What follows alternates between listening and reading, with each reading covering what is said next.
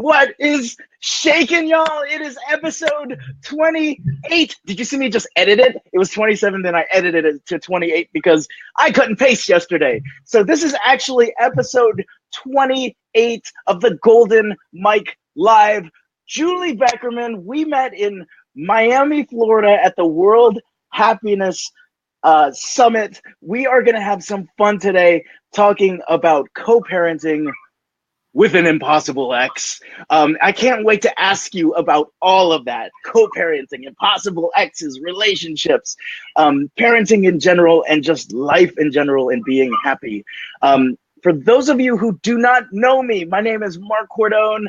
I am a positive psychology coach. What does that mean? It just simply means two things: feeling good and functioning in your full purpose. Renee, good to see ya. Hey, Mom. Hey, Mom. Molly, good morning. Good to see ya. Let us know where y'all are checking in from. So feeling good and functioning in full purpose. So Julie, are you feeling good and functioning in your full purpose today? I feel good. I don't. Yes, of course I am. Of course. It's not meant to like try to force you to answer the question, but yeah, sweet. Now, for all of you who are watching live, watching on the replay, if you're feeling good and you're living in your full purpose on this Friday, give us some hearts. How do we make the hearts beat up there, Julie, in New York? How do you beat? Oh, we got a little bit. We got some. Yesterday we had the guests do a little bankhead bounce because they're from New York. No, sorry, not New York. From Atlanta. So they did the Dirty South bounce with me. So everyone's got a different way of beating the heart. So if you're feeling good and living on purpose, let us see those hearts right now. Go. Now also, y'all, we just did our taxes. It's the middle of April. You know, I was in Canada, it snowed on me, and I only had shorts one day and flip-flops. You know, things happen, y'all. And some days we don't feel the greatest. Some days we have to go and rethink about what our purpose in life is. And when that happens, it's okay to feel a little bit unsure. It's okay to say, no, I'm not feeling good, and no, I'm not living in purpose right now. And you know what? That's cool. That's cool. Give me a thumbs up, though. Give me a thumbs up if that's where you're feeling. That's all we want to know. Give us a thumbs up. Now, here's the last piece. If you're feeling optimistic about your future, whether it be you're feeling up, whether you're feeling down, whether you're feeling all around, give us a big old wow face. Can you give me a big old wow face, Julie? Wow. We got Julie to do a wow face. Booyakasha. Awesome. Jorge, it is good to see you from Puerto Rico. Hi, Mark. Love. Same love right at you, Jorge. Jorge, so suave. Beautiful smile, Julie. Pam, it is good to see you. Good morning, Mark and Julia. Julie coming live from Kingston, Washington. Good to see you in Washington on this Friday morning. I hope everything is well over there. Also, this is going to be next week is going to be my last week that I'm going to offer these. I don't know if you got the book, Julie, but Bruce D. Schneider wrote the book, Uncovering the Life of Your Dreams. It debuted last month or earlier this month. I don't know anymore. It's probably last month, end of last month, beginning of this month. It's been out in stores. You can go in stores to pick it up for $25, or you can join my Beyond Resilient crew. Just click on the Facebook link that I've got here in the show notes. Join the crew, pick up the book, and we're going to do something special with the book. We are going to uncover the life of our dreams using this as a textbook, a manual of sorts. So don't only enjoy it, love it, and then start using it in your own life. Also, at the same time, if you're down with giving like $1 or $2, that would help me out with being able to send this to folks who can't necessarily prioritize $25 right now. but could still benefit from this book. The books should be one of the greatest things that people get in terms of freedom and revolution. And so why not give this to folks who can't necessarily think about going to a Barnes and Noble or getting on Facebook right now? So think about that if you're feeling froggy this weekend. So that's going to be the last, next week's going to be the last week that I'm doing those. With that said, Julie, it is good to have you here today. Thank you. And just to jump into all of this, Julie, what's your story? Oh, that's a scary interview question. What's my story? Well, Mark, my story is I met you. I met you at the World Happiness Summit, and that made me very happy. Yeah, same here. So, what's my story? Well, how far back do you want me to go? As far back as what you want to own. Well, you know, Renee, my mom. Hey, Renee. Everybody say hi to Renee. Hey, Renee. Yeah, so my story. I got married very young. Okay. And then, you know, sort of came into my own. So let me take you back. So about 10 years ago, actually 10 years ago in May, I lost my brother. And that 2 years after that, I went through my own struggles. I lost my brother to drugs. 2 years after that, I had my own struggles with addiction. In 2012, March of 2012, was my recovery date. And where do I want to go from there? So I lost my brother 10 years ago. Then I went through my own addiction problems. Then I went through recovery. So I've been sober 6 years. Congratulations. Thank you. Yeah, 6 years sober. So then so actually talk to me about that process of going through, like, because what's your brother's name? Adam. Yeah. So talk to me about like that process. Like you talked about three major things: getting married very young and coming into your own.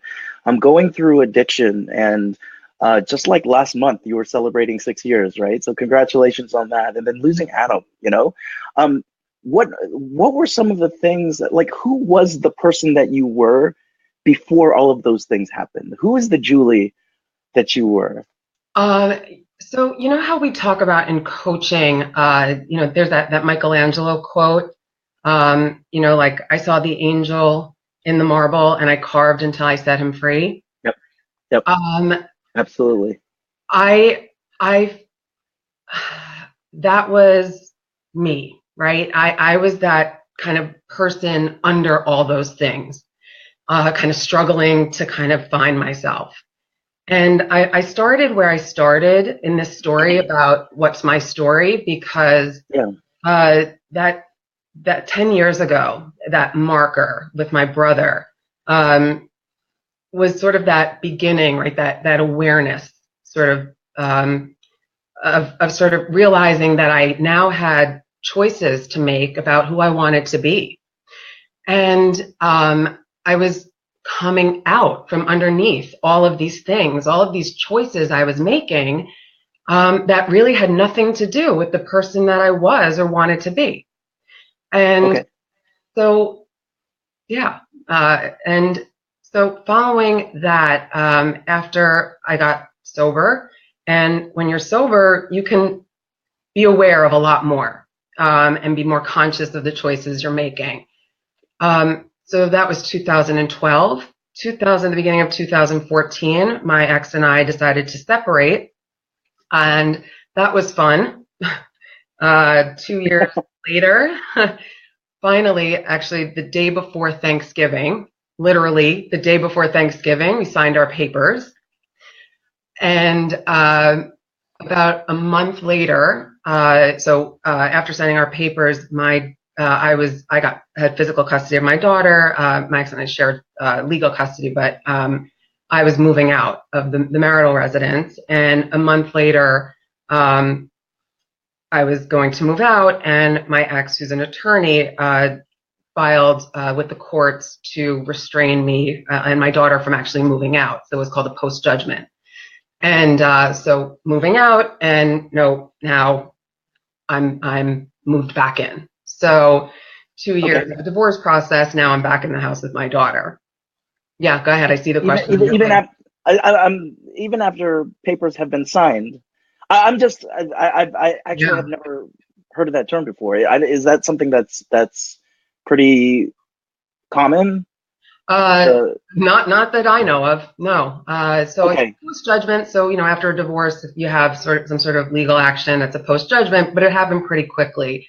And yeah, it was awful. It's awful. You go through divorce, you finally, Thanksgiving, it was like the most, yay, I'm divorced. And then, but no, and I'm still now in the house with my ex. And so, that post judgment, and now I'm in the same house with my ex and my daughter for another, I want to say 7 months, which was awful. It was awful, And so, right, so again, this is continuing the story. It was, again, more fun, right? This is more fun in this story. And it was, there's a lot of stuff that went on during that time, but there was a series of events that finally led up to me going into court in front of the judge, and the judge finally permitted my daughter and I to move out. And that happened again, July 4th, Independence Day.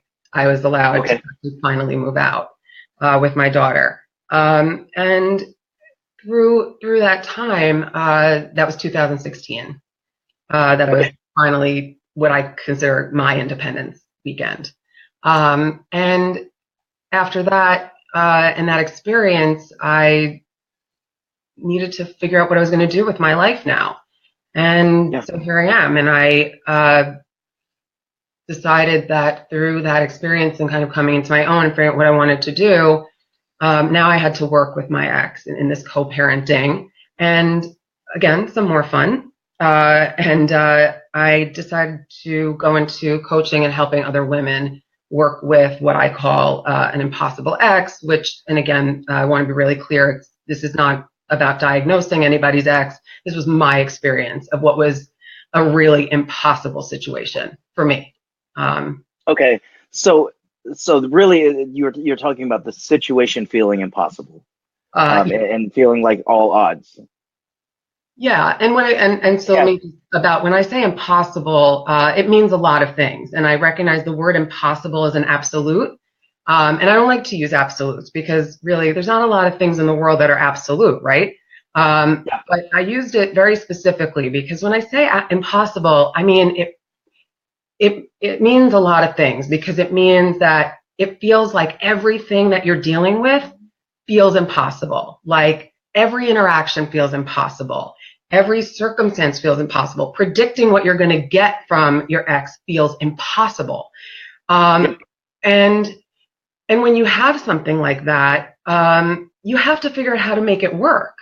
And it is actually possible to do that. It's just that you have to have skills and tools and strategies to do that. And that takes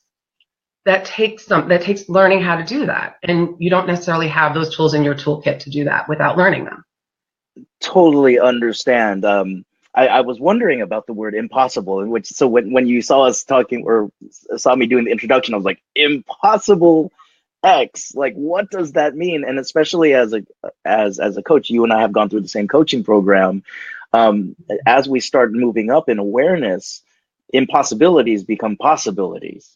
And so I'm like, what does this mean in terms of impossible? Like, and so I was just kind of thinking about it. I'm like, is it truly impossible, or are you in a situation that at the time you feel as if you have no influence over what's going on? And I think that's what I'm hearing, Julie. Like at the time, it feels like it is completely impossible. And so what I'm relating to is multiple periods in my life, relationship or not, where I feel like I've been facing something, whether a career move or a physical move, doing roller derby, and saying to myself, "This is freaking impossible. There's no way. There is no way." And so I'm glad that you could clarify that. I do want to jump in with some things. I don't know if you like Genesis, but Phil Collins, the Phil Collins, is saying hi. Good morning. I will be watching later. Yep, at work again, Phil Collins. Phil Collins, you got to stop working. He gave us a thumbs up. So here's to those type of days and you moving towards feeling good and living in purpose. But he can't stop listening to you. Studio, Phil Collins, go to work. Jorge just spoke up. I have this voice inside me reminding me always that the only place to go from here is everywhere. That's the quote on my page. Thank you. Thank you. Thank you. Phil Collins in the air tonight. So y'all, it is good to see y'all in here. Keep coming in. Keep the comments coming because these are, I mean, impossible situations are not just things that we deal with another person. It's things that we deal with in our lives.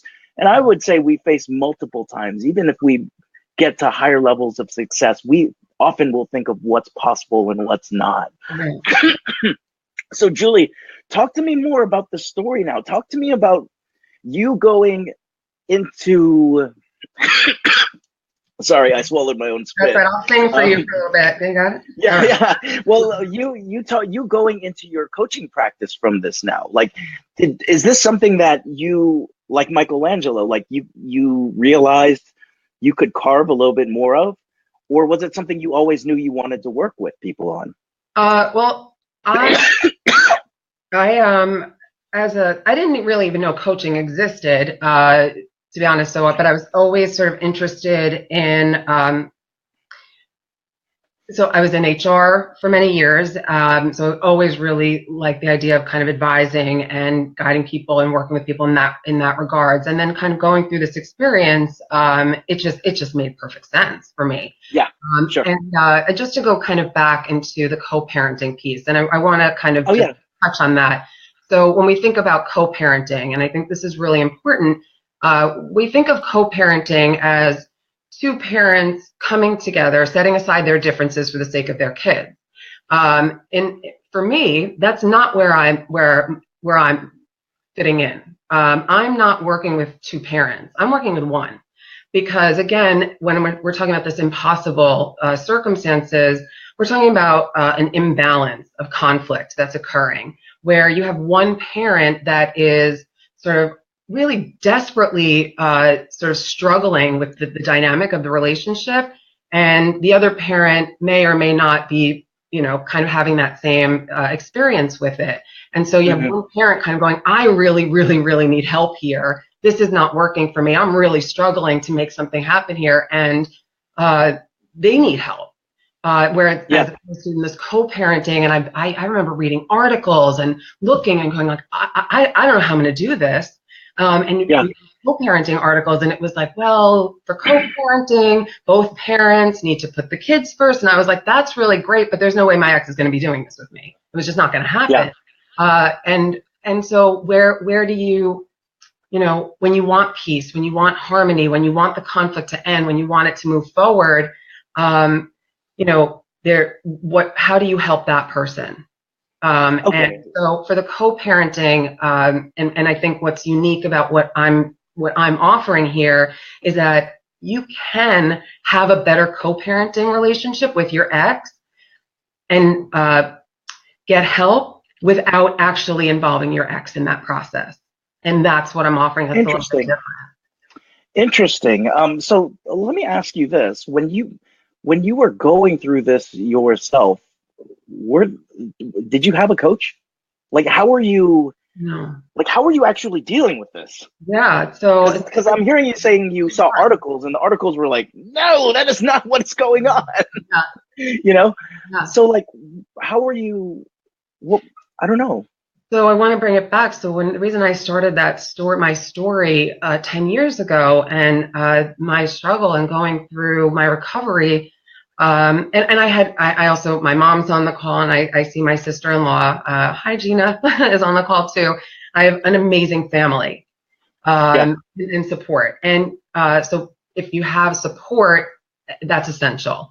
And sometimes, having support's essential. Having a coach is really, can be extraordinarily essential and really helpful.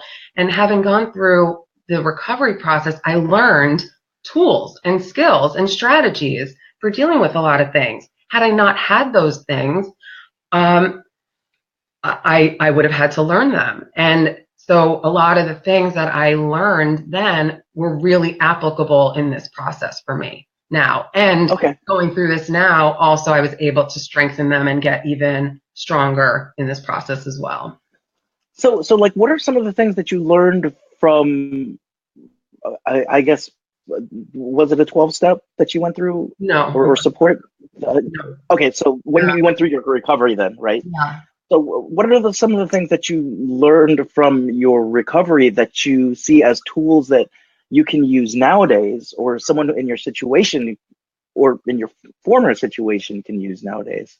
Yeah, so one of the key things I think the first and foremost, is we hear us all the time, and I almost don't even like to say the word because it's like, even it's like mindfulness, and not mindfulness Uh-huh. like, right? We can all do that. It's like, like, oh, let's sit and meditate. That's Yeah. not what I'm talking about.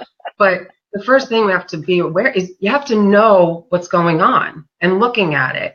And so I think being aware of the triggers and seeing how is your ex getting to you, right? Awareness. Did you do that? Did Hmm. you just pop that up? No, Awareness. Somebody when you talk, things pop up, that like words I am just that good. manifest. Did you see that, You everybody? are Do you see that what good, I home do? slice. Like You magic don't is remember when happening. we met in Miami? Like words were just popping up around you. Like it was crazy. Yeah. I'm good like that. Yeah. So you have to be aware of the triggers. So I think what happens is, right, we all have triggers, we all have buttons, right? And right, Yeah. buttons get pushed, Yeah. and when Absolutely. that's right, and so knowing what they are, and knowing how they work, and recognizing your vulnerabilities, recognizing how those are working. So one, it's Okay. awareness, and you have to know what's going on to be able to recognize then where to go from there. So can I ask, like, what would you be willing to talk about, would you be willing to talk about a button that was more of an unconscious button, and then as you really went through this process, you were like, dang, that really gets under that really sets me off, and you didn't really notice that until you became more mindful or aware of it. Oh, there's so many, so many buttons. Just push them around. I was So, like a keyboard. uh, so I think, right, like you mean one that was used on me a lot. Okay, what you feel comfortable talking about? Yeah. um, one of my unconscious buttons. Uh, so one that comes to mind, in the process, I think,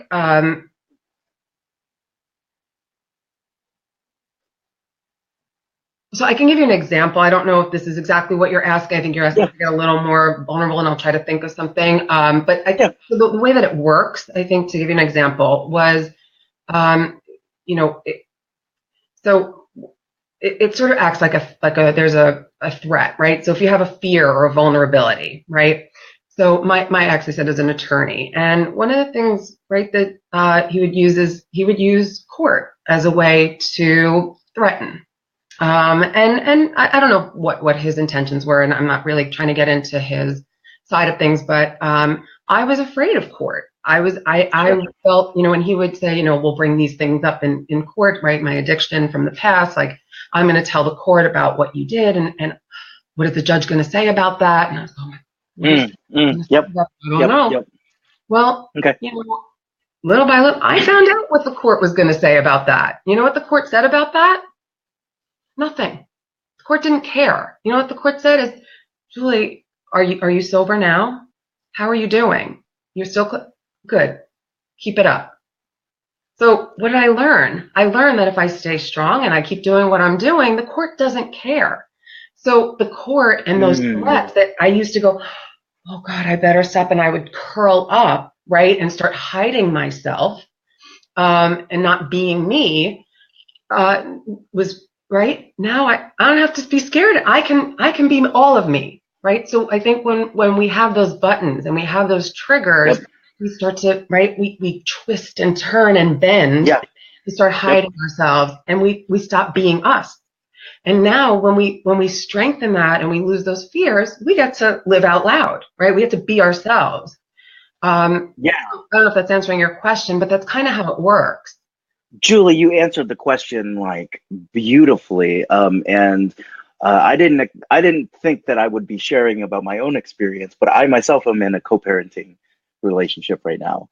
So when you were talking about buttons and stuff like that, I was like, oh my God, I've got a million buttons too.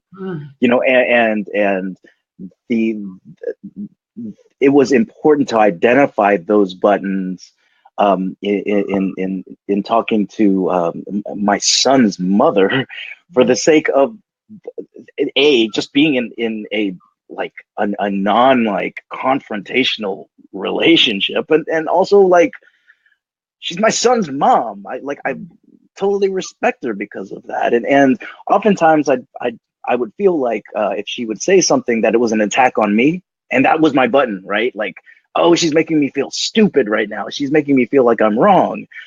But it had more to do with the fact that she loves my son just as much as I do. And so that's me using I, right? And it took a while for me to change my perception of things and saying, oh, she's speaking up for my son, versus being like, she wants me to look stupid and wrong and all this kind of stuff. And so there was fears around that and emotions around that. And when that happens, I just shut off whenever I feel like, like when you're talking about twisting and cringing. So I feel like you answered it beautifully. So proud of you, says Jindriska. I hope I'm not messing up the name. Jindriska, that's Gina, my sister-in-law. Yes. Oh, she's posting. I don't know if you can see it, but she's posting. Okay, she's so proud of you. Okay, I guess we're having a couple little glitches right now, but I'll put them up as they start scrolling in.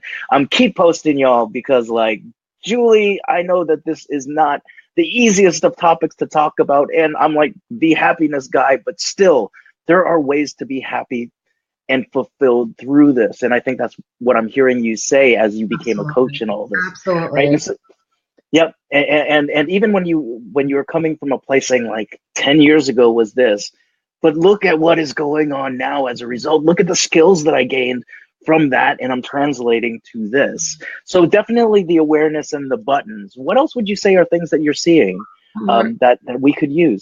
I want to talk to you too. You talked about you're the happiness guy, and yeah, I am the happiness guy. Yeah, I mean, and first of all, thank you so much for sharing your story too, because and I have to like applaud you for your ability to kind of also just be able to kind of recognize what was really going on and say, this is about her love for her son, your love for your son and our son. Not our son. That would be right. We did not work together, but your son. It hasn't been. We haven't proved that in the courts yet. That it is our son. But I wanted to see. So thank you anyway. What happens in Miami stays in Miami. But okay. So I think for me too, the other key thing that has really happened is this recognition that all of this energy and all this conflict, all this time that was being spent kind of, twisting and turning and bending over backwards, trying to kind of work things out with my ex all the time and was, right. So co-parenting is about the kids, right? Because why else would you be in a relationship with your ex, not for the kids? And when you're spending all this time in this tug of war and back and forth with your ex over the kids, who gets left out? Your kids, right? And it's like, and your kids don't care whether it was you, whether it was your ex, they don't care. They just don't want to be around the conflict. So what I've kind of discovered is when my ex is kind of engaged in all this conflict, when I was getting sucked into it, right? Like, again, my daughter was the one that got left out. So now what I've discovered with the happiness element that you're talking about is my ex can kind of do whatever he wants to do over there. Because I'm just going to be over here hanging out with my daughter and deal with, right? So if I was spending this much energy with my ex on my, now I'm just going to deal with whatever it is that I really need to deal with. And the rest of the energy goes towards my daughter and things like that. So, and it's a lot happier. And my relationship with my daughter is that much stronger and that much more empowered because I'm spending a lot more energy with her than I am towards my ex. Absolutely awesome. Renee is saying, Julie, you're so brave in sharing your story. I agree as well. So let's talk. Oh, thank you. Oh. I know that you sent it to me. I thought we weren't supposed to talk about Miami. But like, to go around. Yeah, talk to me about one for Phil Collins, one for Jorge in Puerto Rico. Like, and by the way, Jorge, you didn't invite us to Puerto Rico today, brother. But talk to me about the length of time, because like I'm hearing where you were and then where you went to, right? So I'm hearing point A and almost point Z. Like, what did the actual process look like? Like, and in terms of looking at those tools again, like, did it take you a while, or was it like an aha moment? Like, how did you reincorporate those skills? How were you resilient? I mean, this is not a plug for my book, but like, how were you beyond resilient in this case? Right? Because you were. I would say that Renee, Gina, wouldn't you agree that she was beyond resilient in this case? So, I mean, like, what was the length of time? How did you utilize things? What did that look like? Again, I think I started my story where I started it. And Mom, I'm sorry. I'm gonna say, I don't know if it's okay. I'm gonna share this. I remember being in the car with my mom. I'll never forget this moment.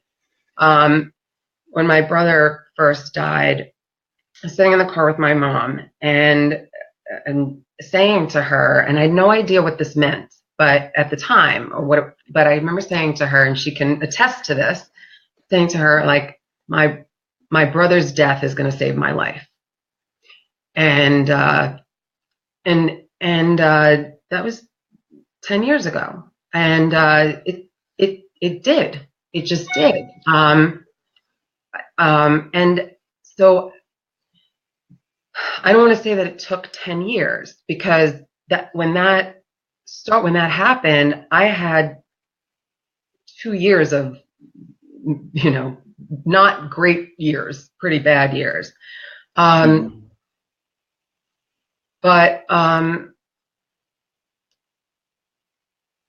I think, like anything,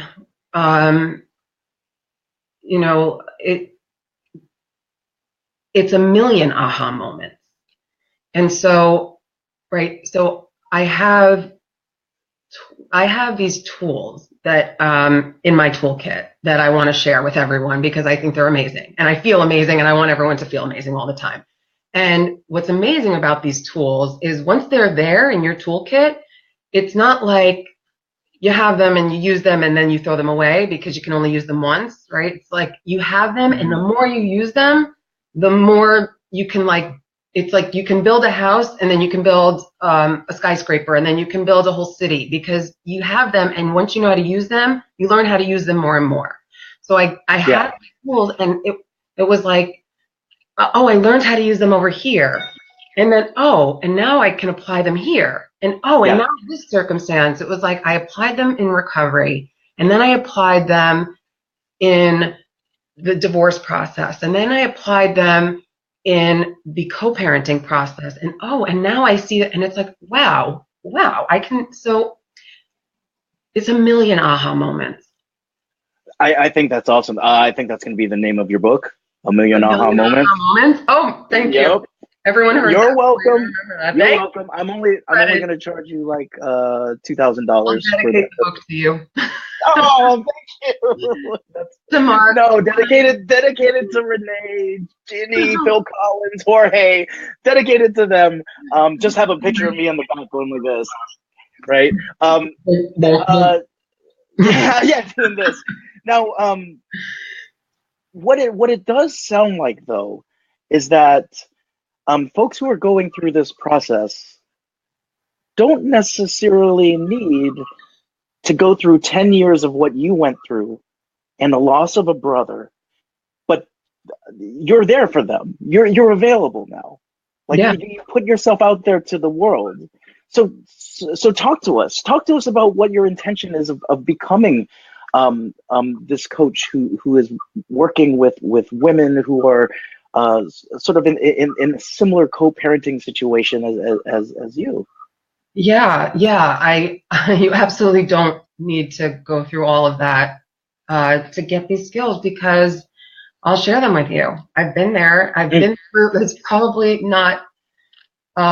There's nothing that you've been through that I haven't heard before, and I've been through. I've been through a lot. So I have. I have these tools. I have these skills. I have these techniques, and Um, I'm sorry, what was your actual question? I'm not sure what your question. You're answering it. You're totally answering it. Yeah, so It's I wanted to just yeah, address one thing. I yeah, want to also be very clear. I don't think of this as a women's issue. And because I hear that a lot, and I've had people reach out to me and say like, there are men that are looking for help. So if there are men, if people are aware of men who are struggling with this, like please reach out to me also because I've never turned away anyone who's kind of in a circumstance and they're struggling for sure. help. It's just that I I have I am a woman, so I'm working Yeah, with. But I know that there are men that are struggling, and I also know that there are fewer resources available for men around this topic. So I do recognize that.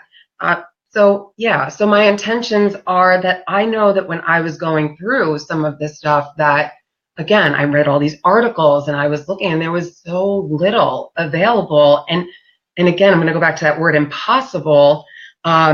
Impossible. It was also impossible to explain to a lot of people. It was really like impossible to explain, impossible to describe.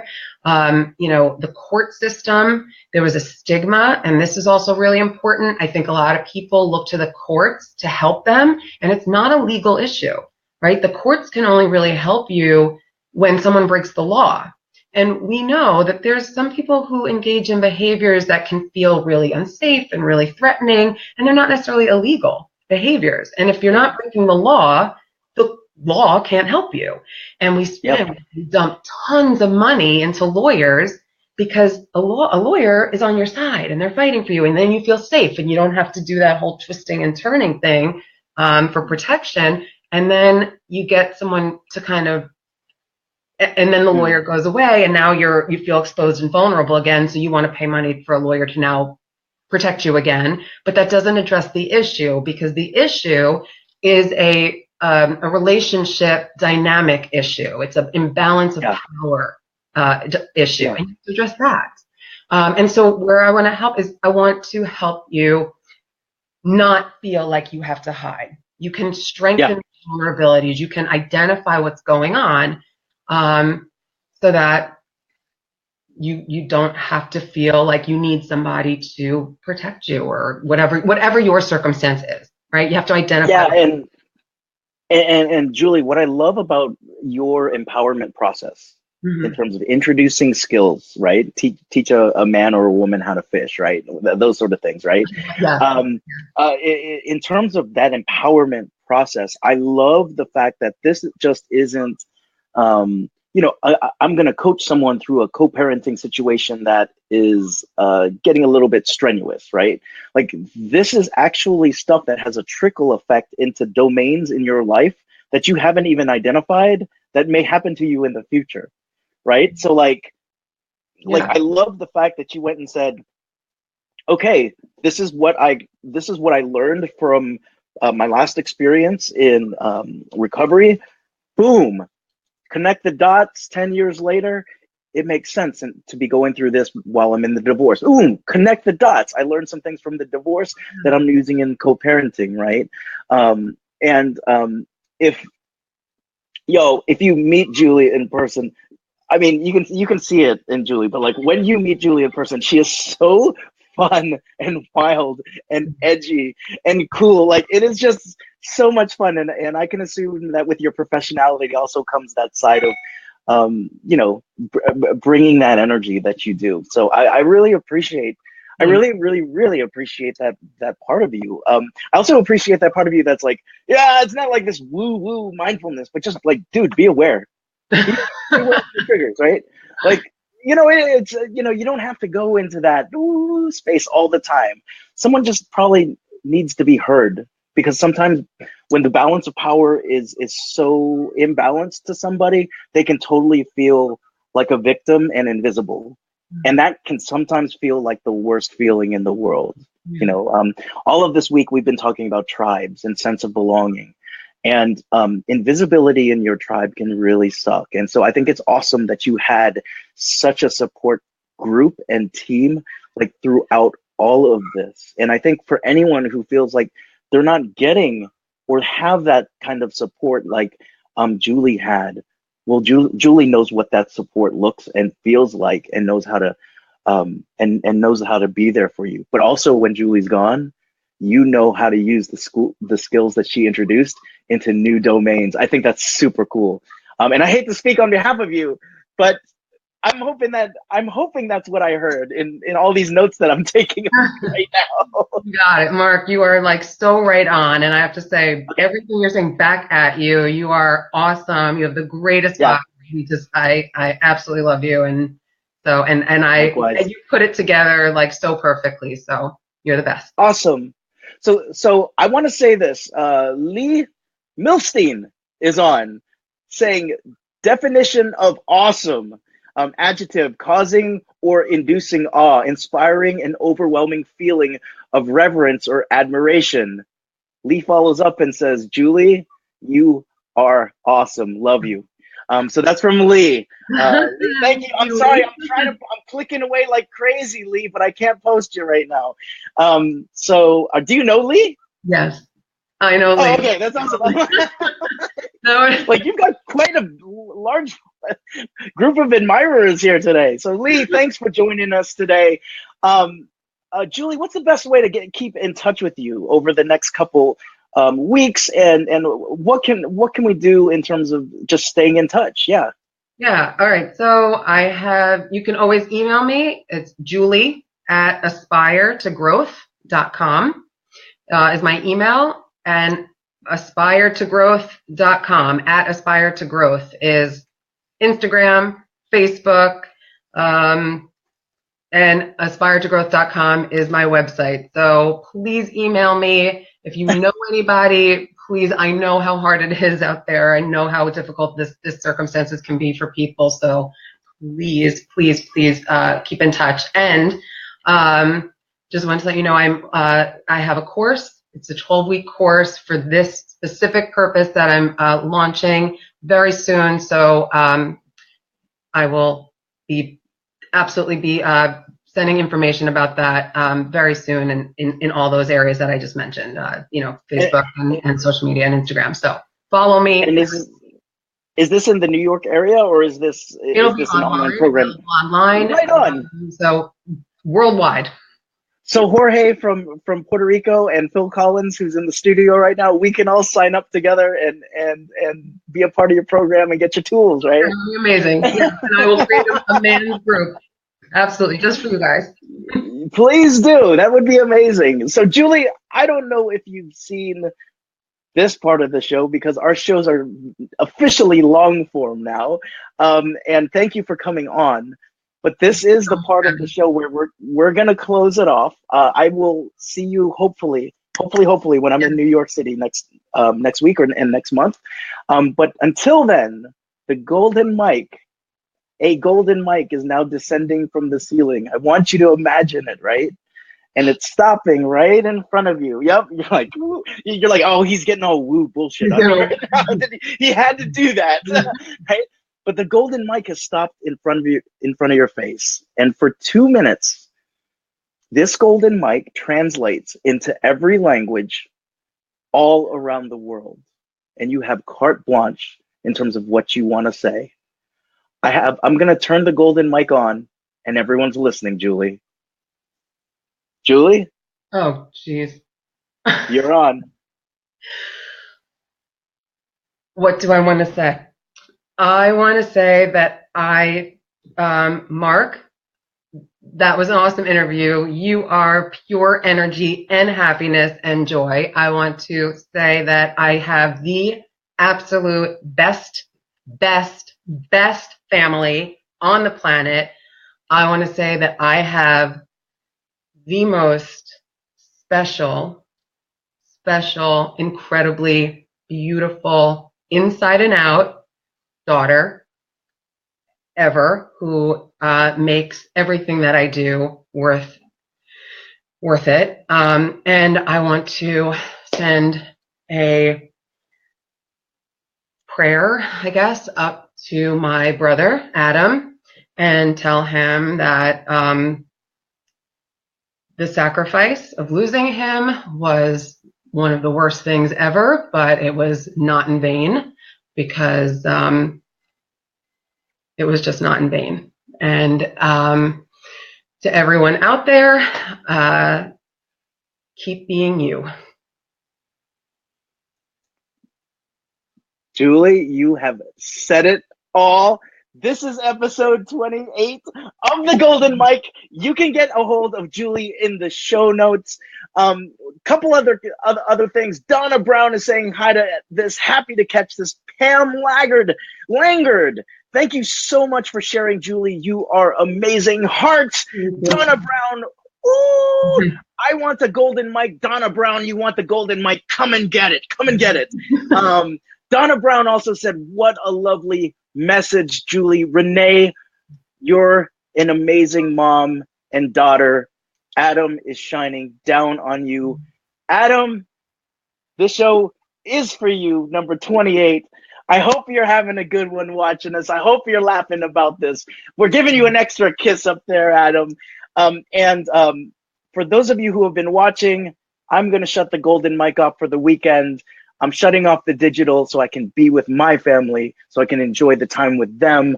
I can enjoy real time. I'm dressed up to go to lunch, and keep in touch. Julie, please keep in touch. And for those of you who are feeling good and are functioning at an optimal level through living in full fulfillment, my final question to you is, now that you're at that highest level of being happy, what are you going to do to serve the greater good? I am Mark Cordone. You're watching the Golden Mic. This is Julie. Get in touch with her. I'll see you for episode 29. Shut it off. We are going to have a good weekend. See y'all.